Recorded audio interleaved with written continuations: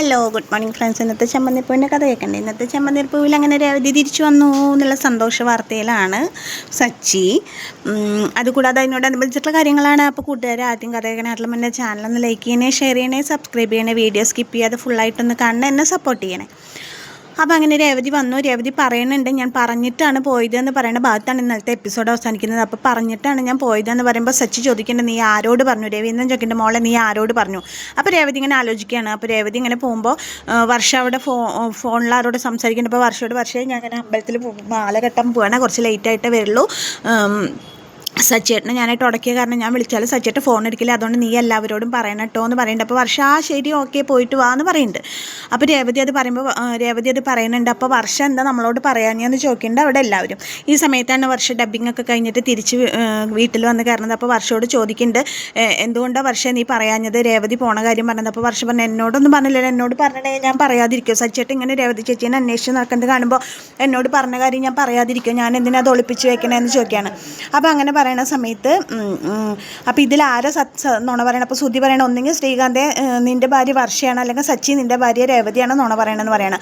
അപ്പോൾ രേവതി പറയണം, ഞാൻ പറഞ്ഞതാണ് വർഷ, നീ അവിടെ കട്ട്ലപ്പിൽ ഇരിക്കുന്ന സമയത്തല്ലേ ഞാൻ പറഞ്ഞത്, നീ ഒന്ന് ഓർത്ത് നോക്കി, എന്നോട് പറഞ്ഞു രേവതി ചേച്ചി എപ്പോഴാണ് പറഞ്ഞു വെക്കുമ്പോൾ രേവതി ഇങ്ങനെ സംസാരിച്ചതും വർഷ അപ്പോൾ ശരി പോയിട്ട് വാ ഓക്കെ ബൈ എന്ന് പറയുന്നതൊക്കെ രേവതി ഇങ്ങനെ പറയും. അപ്പോൾ വർഷ ഉറക്കെ ചിരിക്കുമ്പോൾ ചോദിക്കുക എല്ലാവരും, എന്തിനാ വർഷ നീ ഇങ്ങനെ ചിരിക്കണേ, എന്താ വർഷ ഇവിടെ തമാശയാണ് പറഞ്ഞതെന്നൊക്കെ ചോദിക്കും. അപ്പോൾ വർഷ പറയും, ഇത് നല്ല കോമഡി ആയില്ല, അത് ഞാൻ എൻ്റെ റെക്കോർഡിസ്റ്റിനോട് സംസാരിക്കുന്ന സമയത്ത് അവർ രേവതി ചേച്ചി വന്ന് പറഞ്ഞിട്ടുണ്ടാവും, അപ്പം ഞാനത് ശ്രദ്ധിച്ചിട്ടുണ്ടാവില്ല.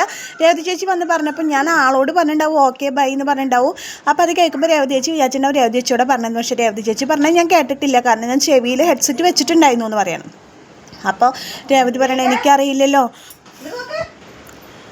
അപ്പോൾ രേവതി പറയണം, എനിക്കറിയില്ലല്ലോ, ഇവൾ ചെവിയിൽ കുന്ത്രാണ്ടും വെച്ചിട്ടാണ് ഇരിക്കണമെന്ന് എനിക്കറിയില്ലല്ലോ എന്ന് പറയാണ്.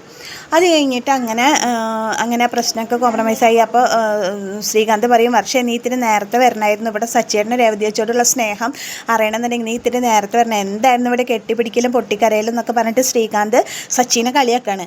അപ്പോൾ വർഷ പറയും, അത് അങ്ങനെയൊക്കെ ഉണ്ടായി, അച്ചോ എനിക്ക് ആ രംഗമൊക്കെ ഒന്ന് മിസ്സായില്ലോ, ഞാൻ ഇത്തിരി നേരത്തെ വരേണ്ടതായിരുന്നില്ലേ എന്നൊക്കെ പറയണം. അതങ്ങനെ ആ രംഗം തമാശയിൽ അങ്ങനെ പോയി. എല്ലാവരും ശരി, ഇനി എല്ലാവരും പോയി കിടക്ക്, മോളെ നീ ഭക്ഷണം കഴിച്ചു നോക്കി. രവീന്ദ്രൻ രേവതിയുടെ ഇല്ല അച്ഛാ, ഞാൻ അമ്പലത്തിത്തെ നേദ്യം കൊടുത്തിട്ടുണ്ട്, സച്ചേട്ടൻ അത് ഭയങ്കര ഇഷ്ടമാണല്ലോ, അതുകൊണ്ട് ഞാനത് കഴിക്കാതെ ഇങ്ങോട്ട് കൈപ്പിടിച്ചിട്ടുണ്ട്, ഞങ്ങൾ രണ്ടുപേരും കൂടി അത് കഴിച്ചോളാം എന്ന് പറയണം.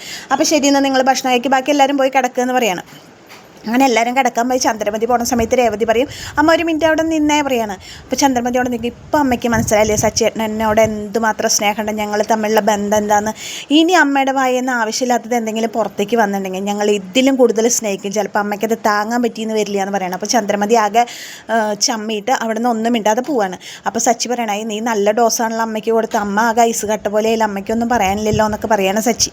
അത് കഴിഞ്ഞിട്ട് രേവതി പറയും, വാ ഭക്ഷണം കഴിക്കാമെന്ന് പറയുമ്പോൾ സച്ചി പറയണം, ഭക്ഷണം കഴിക്കാം, അതിന് മുമ്പ് ഒരു കാര്യം ഉണ്ട് പറഞ്ഞിട്ട് അലമാര തുറന്നിട്ട് രേവതിക്ക് സ്വീറ്റ്സ് എടുത്തിട്ട് വരികയാണ്. സ്വീറ്റ്സ് എടുത്തിട്ട് വരുമ്പോൾ രേവതിക്ക് ഇത് എന്താണെന്ന് ചോദിക്കുമ്പോൾ പറയും, പിണങ്ങിയ ഭാര്യമാരുടെ പിണക്കം മാറ്റം കൊണ്ടുവരുന്നതാണെന്ന് പറയുമ്പോൾ, ഇതിപ്പോൾ ഭാര്യയുടെ പിണക്കൊക്കെ മാറിയതിന് ശേഷമാണല്ലോ ഇത് തരണമെന്ന് പറയണ രേവതി. ഞാനെന്താ ചെയ്യുക, നിന്നെ കാണാതെ ഞാൻ എന്ത് ചെയ്യും എന്നൊക്കെ പറയണ സച്ചി.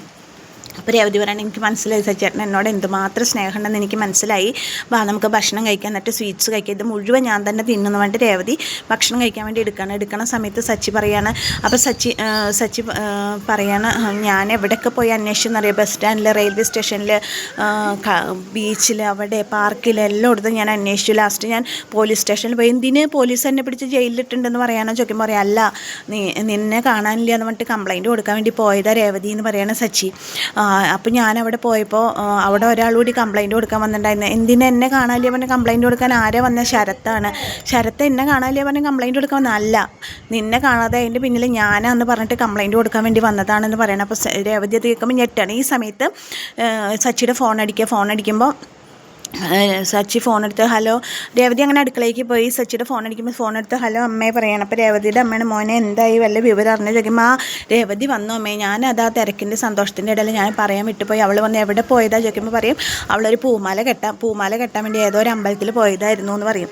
അങ്ങനെ പറയുമ്പോൾ അവൾക്കൊന്നും വിളിച്ച് പറയാനില്ലേ മോനെ ചോദിക്കുമ്പോൾ പറയും, അവളുടെ ഫോൺ സ്വിച്ച് ഓഫ് ആയി പോയിത്ര അമ്മേ, എന്തായാലും ഞാനത് പറയാൻ മറന്നു അമ്മേ, സോറി കേട്ടോ, ഞാൻ അമ്മ സമാധാനമായിട്ട് കിടന്നു, നാളെ രാവിലെ ഞാൻ രേവതിയോട് വിളിക്കാൻ. അമ്മ ഭക്ഷണം കഴിച്ച് നോക്കുമ്പോൾ ഇല്ല പറയുന്ന ഭക്ഷണമൊക്കെ കഴിച്ച് സമാധാനമായിട്ട് കിടന്നോ, നാളെ രാവിലെ ഞാൻ രേവതിയോട് വിളിക്കാൻ പറയാമെന്ന് പറയാം കേട്ടോ. അപ്പോൾ അങ്ങനെ സച്ചി എന്ന് പറയുന്ന ഒരു മകൻ്റെ സ്നേഹവും വാത്സല്യവും ഒരു അമ്മയോടുള്ള സ്നേഹവും ബഹുമാനവും ഒക്കെ ആ വിളിയിൽ നമുക്ക് മനസ്സിലാവുന്നുണ്ട്.